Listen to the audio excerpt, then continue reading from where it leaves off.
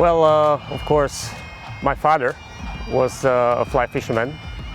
I guess fairly good, also tie his own flies, so he got me into it. I was hooked into fishing since I was 4. So we have a river which is running through our hometown, very close to where I live, so it was easy. And I started when I was 9 years old. I started with fly fishing. Yeah, starting with trouts, wet flies, but wet flies like European style, not really streamers, but swiping the flies. Yeah. Well, actually, my father started to do competitions, and we lived in a block of flats, right? And there were 2 other guys. One was at the time he was a member of the Slovak fly fishing team, and the other one was very good fly tyer. So we were picking up from each of these guys, and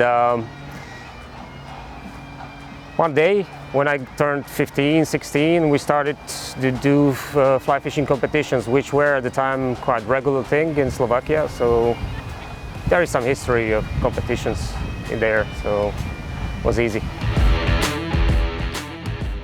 Well, we are primarily focused on river fishing.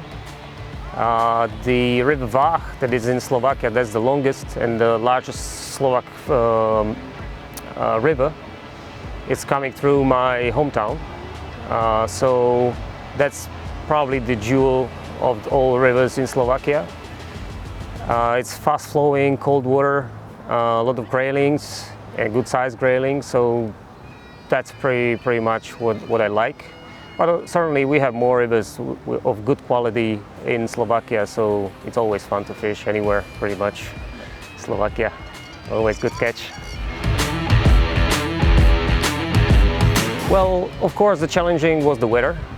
We practiced for 1.5 weeks, and mostly on the highlands. We had cold weather, a lot of hard wind blowing, big waves. We are not used to fishing in lakes with big waves like that. Fortunately, we had a good guide, I'd say, that helped us out a lot. And we met nice people in Tasmania, so that's great. Fishing here is a little bit specific with the lakes, shallow lakes, and for wild brown trout. You know, many people think that they would come here and catch a lot of trout easy, but of course we found out after time that catching few in a day were normal, right? It's not so easy like you go after stocked rainbows somewhere in Europe.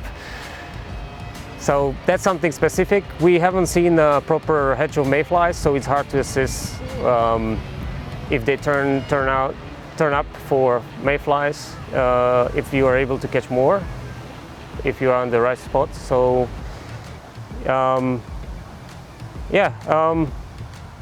so it's specific. You have to be patient and work for the fish a lot.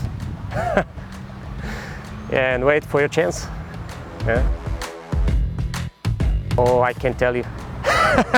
Since I am from the region with a lot of grayling, and I think the key fly there would be olive nymph. That's what we are hooked on. Yeah. And how would you fish that fly?